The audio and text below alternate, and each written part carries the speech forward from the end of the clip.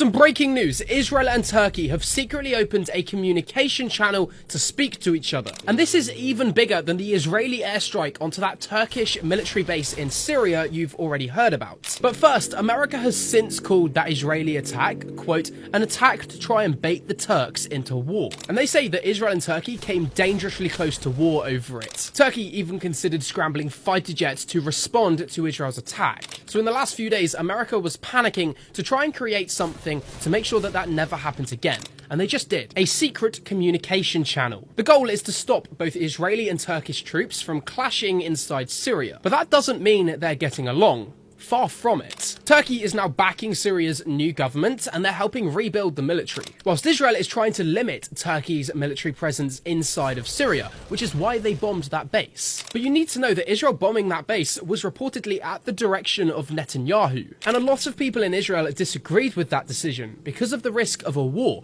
which explains why there's now a 74% chance that Netanyahu is no longer prime minister after the next election. That's according to Rubet Predictions, by the way, a place where you can predict world events. However, there is something more than just a communication channel being created that happened today, because Syria and Israel actually held high-level talks in Jordan. And just like the communication channel that the US created, the US mediated those talks as well. Syria's foreign minister was there, along with the heads of Syrian intelligence, and they were speaking to some of Israel's highest level officials too. But they were not just talking about peace, they were actually discussing how to stop Israel's attacks. But Syria has their own demands, as they support Turkey over Israel. Syria says they want the Israeli forces in their country to withdraw to the pre-December 2024 positions, basically leave Syria. And they also want the 1974 Israel-Syrian agreement restored, so Syria gets back the Golan Heights. Syria also says they have the right to rebuild their military and choose who they want to help them do it. In their case, Turkey. But Israel, they say they want the complete opposite of all of that, and definitely they don't want Turkey involved. So despite the talks today, they still can't agree, which makes the chance of war even higher now. And so even though there's a new communication channel that's been set up between Israel, Turkey and Syria,